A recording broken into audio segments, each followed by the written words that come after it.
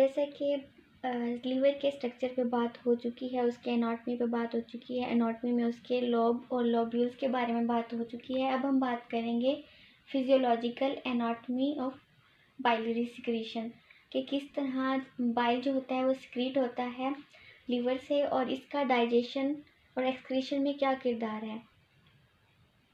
तो सबसे पहले हम देखेंगे कि जो लीवर है वो सिक्रीट करता है बाइल को फ्रॉम हेपेटोसाइट्स।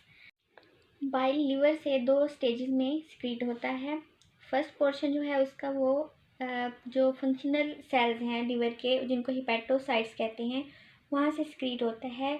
वहाँ से ये फ्लो करके कैनालिकुलाई में जाता है, जहाँ से ये फिर जाता है इंटरलोबुलर सेप्टा में, जहाँ से कैनालिकुलाई जो हैं एम्प्टी होते हैं इनटू टर्मिनल बाइल डक्ट।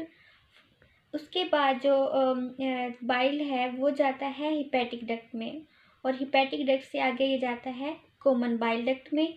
वहाँ से उन डक्ट से ये बाइल जो है या तो फिर डायरेक्टली ड्यूरिनम में चला जाता है या फिर वो डाइवर्ट हो जाता है कुछ मिनटों के लिए या कुछ घंटों के लिए सिस्टिक डक्ट की तरफ या जिससे वो गाल ब्लैडर में स्टोर रहता है। बाइल के बाइल डक्ट की तरफ जाते हुए एक सेकंड सिक्रीशन ऐड होती है जिसको सोडियम बाइकार्बोनेट कहते हैं। ये एक एडिशनल सिक्रीशन है जो कि सिक्रीट होती है बाइल डक्ट की एपिथेलियम से और बाइल डक्ट या बाइल डक्ट्यूल्स की एपिथेलियल सेल से ये सिक्रीशन सिक्रीट होती है और ऐड हो जाती है बाइल में। सेकेंड सिक्रीशन जो कि वाटरी सोल्यूशन ऑफ सोडियम और बाइकार्बोनेट का वाटरी सोल्यूशन है, वो उसका जो स्टिमुलस है वो है सिक्रीटिन हार्मोन, जिसकी वजह से बाइकार्बोनेट आयंस की जो सिक्रीशन है या रिलीज है वो बढ़ जाती है और बाइकार्बोनेट आयंस जो हैं पेंक्रियाटिक सिक्रीशन में ज़्यादा हो जाते हैं, जिससे बाइल एसिड न्यूट्रलाइज होता है और उसके बाद वो एसिड स्टमक से ड्यूरिनम में जाता है। तो गाल ब्लैडर में जो मैक्सिमम वॉल्यूम होता है बाइल का वो 30 to 60 मिलीमीटर होता है और इसकी जो ज़्यादा से ज़्यादा अब्जॉर्प्शन होती है वो गाल ब्लैडर के एपिथेलियम से होती है थ्रू सोडियम ट्रांसपोर्ट, और इसके बाद अब्जॉर्प्शन जो होती है वो क्लोराइड आयंस और दूसरे डिफ्यूजेबल कॉन्स्टिट्यूएंट्स की होती है।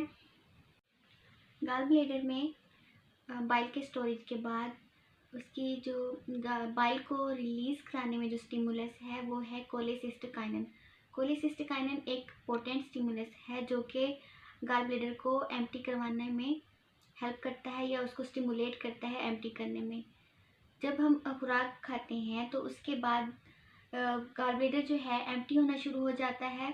ख़ास तौर पे जब हम फैटी फूड लेते हैं तो उसके ड्यूडिनम में जब फैटी फूड पहुंचता है आफ्टर 30 मिनट्स ऑफ फूड, तब ये गाल ब्लैडर जो है रिदमिकल कॉन्ट्रैक्शन शुरू कर देता है जिससे बाइल रिलीज होता है और साथ ही एक सिमल्टेनियस रिलैक्सेशन होती है स्फिंक्टर ऑफ ओडी की, जिससे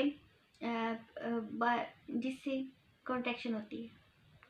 cholecystokinin secretory enzyme digestive secretory enzymes की सिक्रीशन को भी बढ़ाता है पैंक्रियाज के एसिनल सेल्स में, और इसके साथ ही जो इसका स्टिमुलस है ड्यूडिनम में, वो ड्यूडिनम से ब्लड में वो है फैटी फूड, जिसकी वजह से ज़्यादा कोलेसिस्टोकाइनिन रिलीज़ होता है। अगर फूड में फैटी फूड कम है तो उससे कम रिलीज़ होगा गॉल ब्लैडर से।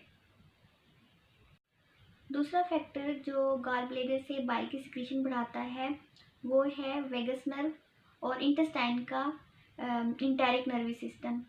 ये दोनों गाल ब्लैडर की कॉन्ट्रैक्शन को बढ़ाते हैं, गॉल ब्लैडर के वॉल की कॉन्ट्रैक्शन को बढ़ाते हैं, जिससे रिलीज होता है बाइल रिलीज होता है, और यही जो नर्व है ये मोटेलिटी डाइजेस्टिव सिस्टम में मोटेलिटी और सिक्रीशन को भी प्रमोट करते हैं। बाइल की कंपोजिशन में अगर हम देखें तो जो बाइल है जब लीवर से सिक्रीट होता है तो उसमें इसकी कंसंट्रेशन जो है गॉल ब्लैडर में बढ़ती है, और जो इसकी सिक्रीशंस में मोस्ट अबंडेंट सिक्रीशन है वो है बाइल साल्ट। उसके बाद जो सिक्रीशंस आती हैं वो है बिलीरुबिन, कोलेस्ट्रॉल, लेसिथिन और दूसरे इलेक्ट्रोलाइट्स प्लाज्मा के, जिससे इसकी कंसनट्रेशन बाइल में इनकी कंसनट्रेशन ज़्यादा होती है। और जब ये कंसनट्रेट हो रहा होता है गॉल ब्लैडर में, तो गॉल ब्लैडर में वाटर और दूसरे इलेक्ट्रोलाइट्स जो होते हैं रीएब्जॉर्ब्ड होना शुरू हो जाते हैं, और दूसरे जो लिपिड सब्सटेंसेस हैं और बाइल साल्ट है ये रीअब्जॉर्ब नहीं होते, जिसकी वजह से बाइल में bile salt, lipid substances, cholesterol और लेसिथिन की जो कंसनट्रेशन है वो इंक्रीज़ हो जाती है। तो गॉल ब्लैडर में बाइल साल्ट और लिपिड सब्सटेंसेस की कंसनट्रेशन ज़्यादा होने की वजह से गॉल ब्लैडर में जो बाइल होता है वो कंसनट्रेटेड होता है, और इसके अलावा जो इलेक्ट्रोलाइट्स रीअब्जॉर्ब नहीं होते उनमें कैल्शियम और पोटाशियम भी हैं। बाइल की सिक्रीशन इम्पोर्टेंट रोल प्ले करती है फैट डाइजेशन में और एब्जॉर्प्शन में। किसकी वजह से?